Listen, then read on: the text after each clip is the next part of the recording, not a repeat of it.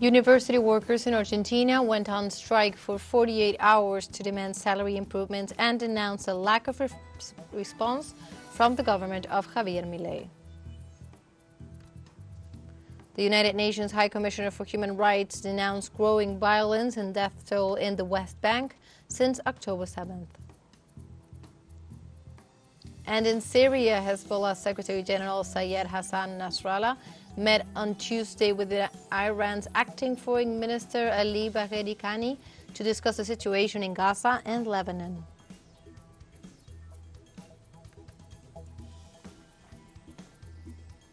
Hello and welcome to From the South. My name is Belén de los Santos, and from the teleSUR studios in Havana, Cuba, we begin with the news.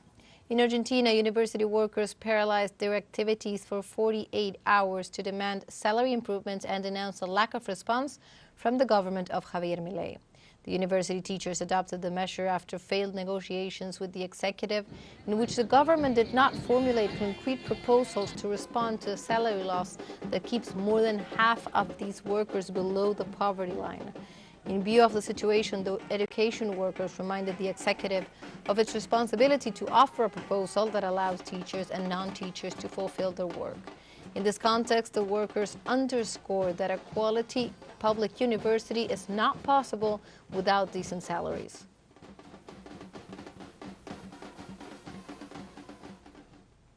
In this context, the Social Debt Observatory of the Argentine Catholic University, an organization that has been measuring socioeconomic indicators for years, confirmed that poverty increased by almost 10 points in the first quarter of 2024.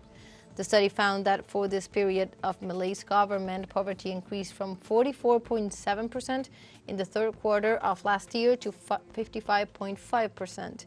This is not the only negative indicator that has skyrocketed in the same period, as indigence reached 17.5%, almost 9 points from the last quarter, where it registered 9.6%. According to the study that determines poverty based on the value of the basic food basket, poverty in urban areas reached 24 million people, and almost 8 million are living in extreme poverty or indigence. And social organizations and feminist groups also in Argentina gathered again 9 years after the first protest of Ni Una Menos movement. The main event took place before the National Congress at 6:30 p.m. local time, where all the groups that had been organized in several parts of the capital met.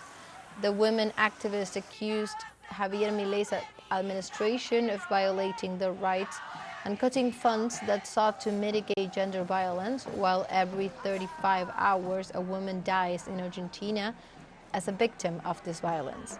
In this context, activists also called on workers to take to the streets in defense of their rights against the law of basis that Milei is seeking to get approved in the Senate in the coming days.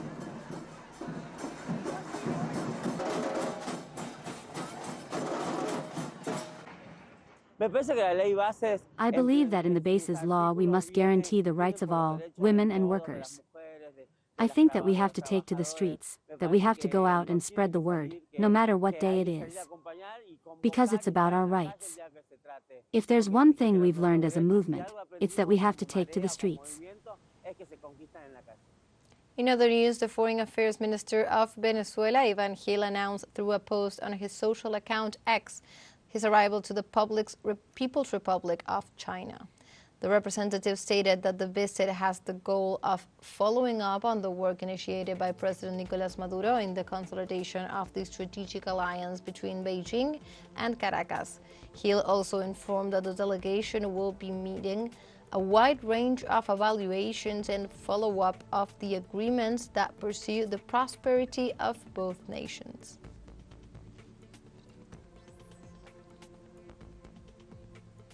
On Monday, Mexican President Andrés Manuel López Obrador met with parents of the 43 missing students from Ayotzinapa at the National Palace in Mexico City. In this context, President AMLO headed a presentation of the work carried out by the Commission for Truth and Access to Justice in the Ayotzinapa case on the disappearance of the students from the rural school of Guerrero. For his part, AMLO reported that 9 search teams are working in the field which have intervened 275 sites in 8 municipalities over 551 days of work, and indicated that this will be one of the issues that will remain pending for the next administration headed by President-elect Claudia Sheinbaum.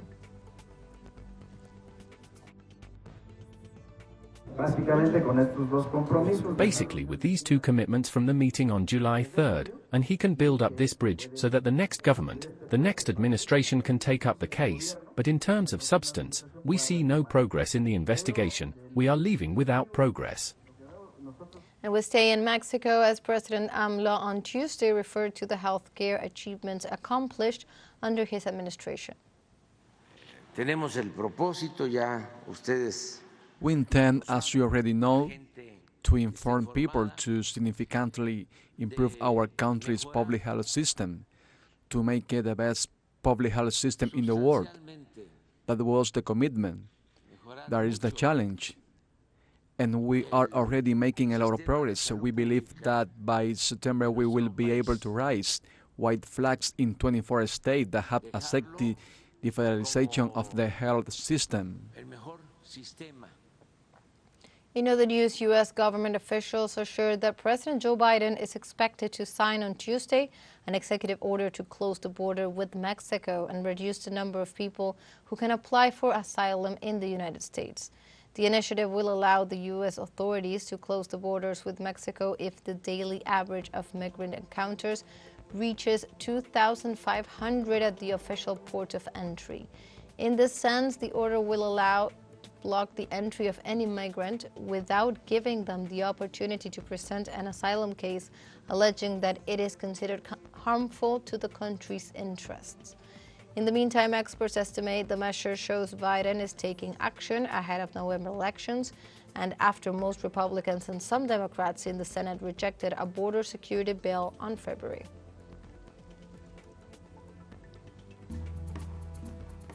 Now let's take a short break, but remember you can join us on TikTok at teleSUR English, where you will find news in different formats, news updates, and much more. Other stories coming up. Stay with us.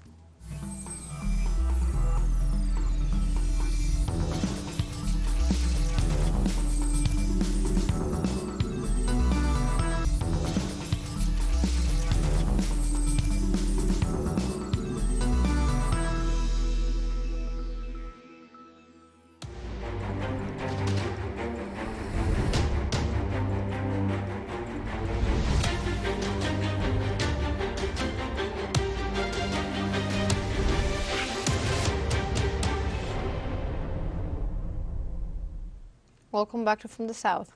The United Nations High Commissioner for Human Rights, Volker Turk, has denounced the escalation of violence in the occupied West Bank that has resulted in a record high number of Palestinian deaths since October 7th. The UN Human Rights Chief condemned the unprecedented bloodshed the people of the occupied West Bank are being subjected to day after day and described it as inconceivable that there are more than 500 Palestinians that have been killed in the last 9 months by Israeli forces and settlers. Despite the absence of armed hostilities in the region, the Israeli Zionist army has carried out at least 29 militarist operations on refugee camps and other densely populated areas. In this regard, the official demanded a cease to the violence and human rights violations and assured that these lives have been deliberately blinded.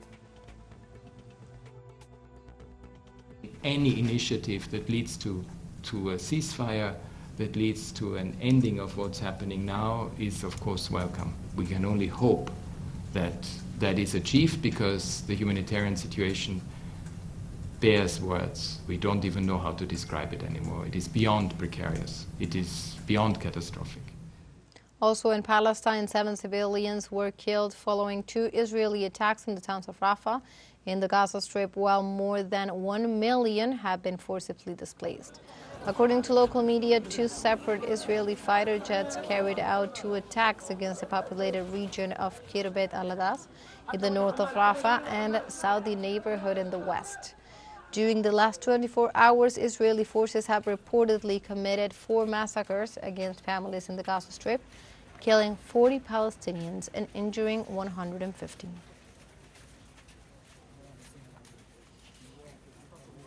In this context, humanitarian organizations warned that malnutrition threatens the lives of at least 3,000 children in the Gaza Strip.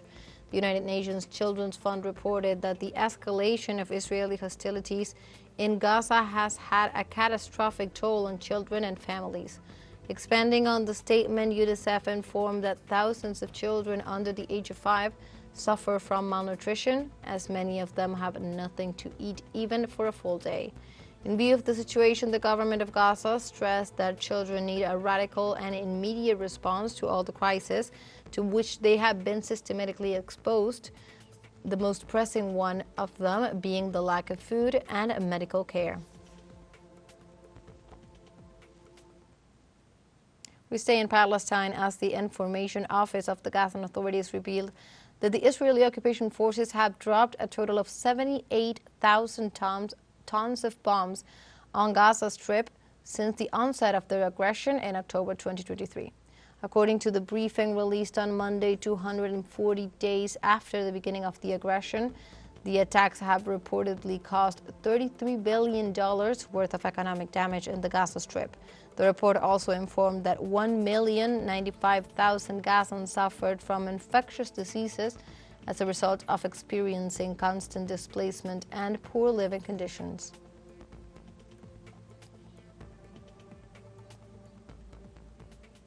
We go to Syria, where Hezbollah Secretary General Sayed Hassan Nasrallah met on Tuesday with Iran's acting Foreign Minister Ali Bagheri Kani and his accompanying delegation.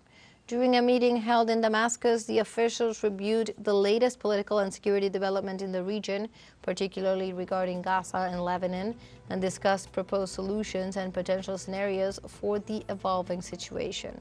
Bagheri Kani had previously met with Palestinian faction leaders on Monday, where he reaffirmed Iran's continued support for the resistance in Palestine.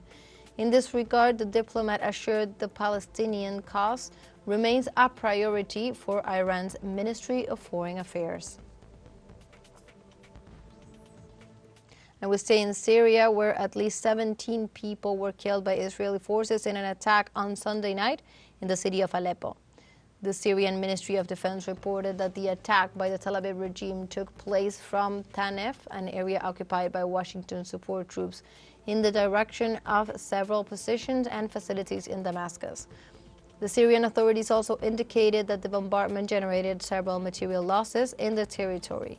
In view of the situation, the Syrian Ministry of Defense denounced these actions as a violation of their sovereignty and of international law and urged the United Nations Security Council to comply with putting an end to Israeli aggressions.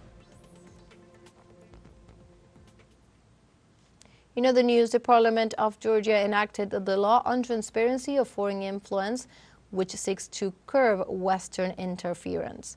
Despite the condemnation of European Union and the United States, the law was signed by the President of the Parliament, Shalva Papuashvili, after being approved by 84 votes to 4, thus overcoming the presidential veto.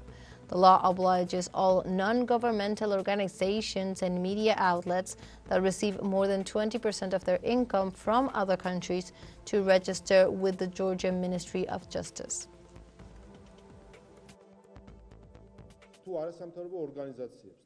Today I signed a law aimed at reducing radicalization, polarization, and disinformation in Georgia. At the same time, the radical parties will sign the charter introduced today by the President, which is rightly called a war charter, as it brings together the radical groups that have been pushing Georgia towards war by various means over the past 2 years. For his part, Georgian Prime Minister Irakli Kobakidze stressed that with the approval of this law on transparency, the people of Georgia, its sovereignty, and its security have won.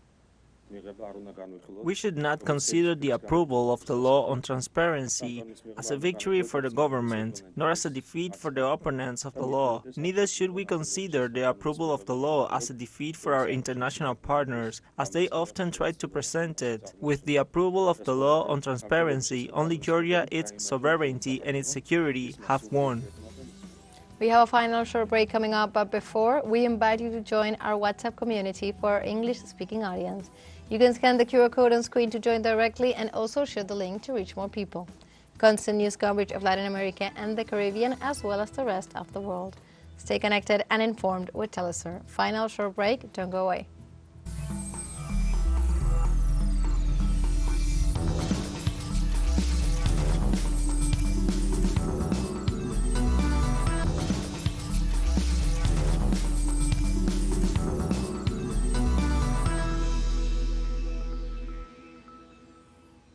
Welcome back from the south. In India, after 44 days of voting in the world's largest electoral process, the party of Prime Minister Narendra Modi leads in the counting of ballots. With 41% of the votes have been counted, the expected winner is likely to be the leader of the Bharatiya Janata Party. In this regard, the body counting the electoral process reported on a record number of votes in favor of the government. The preliminary outcome points to a third term in office for the Hindu leader. During the election process that lasted for over 6 weeks and was divided into 7 phases, a record number of 642 million citizens reportedly cast their votes. We are definitely certain, and just not me, you ask any Indian standing here or elsewhere, they'll tell you Modi is coming back. So we want Modi to come back. So that's the thing, yeah. The kind of developments we've had in the past 10 years, I believe it's going to be just a level higher this time.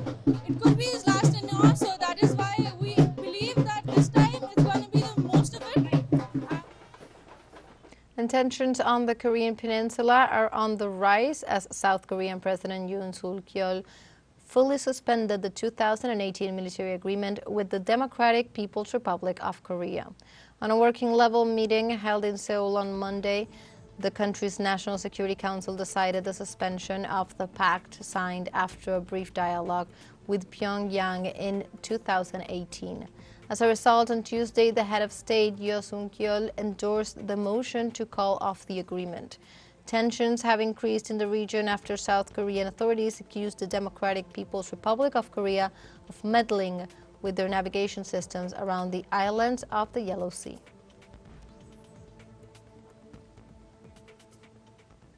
The head of Russian diplomacy, Sergei Lavrov, arrived on Tuesday in the Republic of the Congo to begin an intensive tour within the framework of the 60th anniversary of the relations between both nations. The foreign minister was received in the capital, Brazzaville, but meetings and negotiations between him and the Congolese authorities will be held in Oyo, in the center of the African nation. It is expected that during this visit, the two countries will consolidate friendly ties and discuss new projects related to the energy sector. Last year, within the framework of the 60th anniversary of the establishment of relations, Russian President Vladimir Putin and the Congolese President Denis Sassou met in July.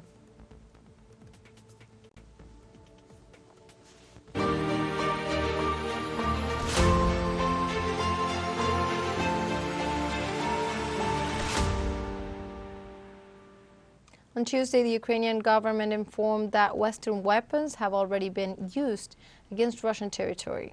In this regard, Inia Beneshchuk, Deputy Minister for the Reintegration of the Temporarily Occupied Territories, said that weaponry provided by Western allies hit a Russian long-range surface-to-air missile system.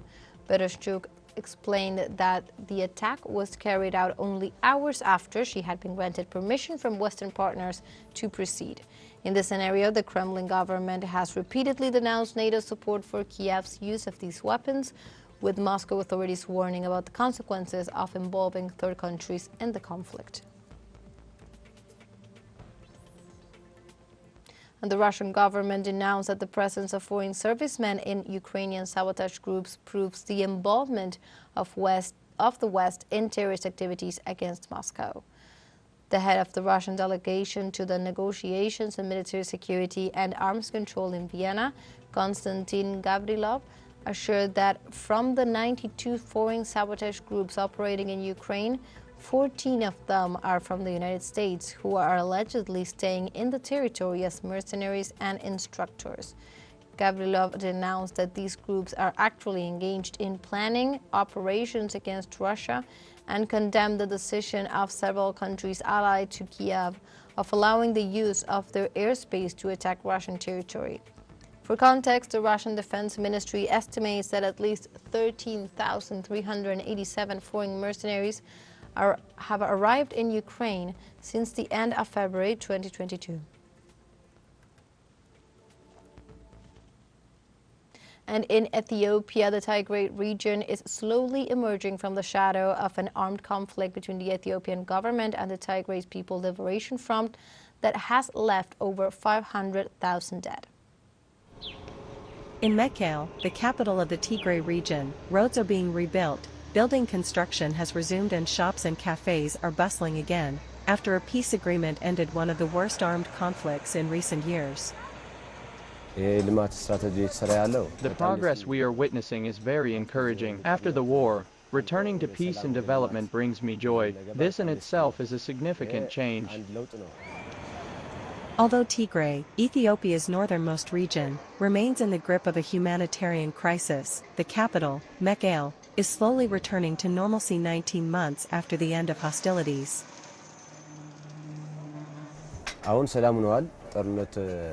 Now that the war has ended, there is peace. If this peace continues, all public services, such as telecommunications, hospitals, and schools, will bring about substantial change. Additionally, other development projects will be able to proceed. Apart from the devastating human cost, the war in Tigray destroyed homes, hospitals, schools, and other vital infrastructure in the region of 6 million people. People are finally finding some relief after many hardships. When there is peace like this, people can focus on their livelihoods. In January 2023, the Ethiopian army confirmed the end of a 2-year conflict that, in addition to the death and devastation of communities, has also caused thousands of displaced people who want to return home soon. And like this, we have come to the end of this news brief. You can find these and many other stories on our website at telesurenglish.net. And also join us on social media. We are on Facebook, X, Instagram, Telegram, and also on TikTok. For TeleSUR English, my name is Belén de los Santos. Thank you for watching.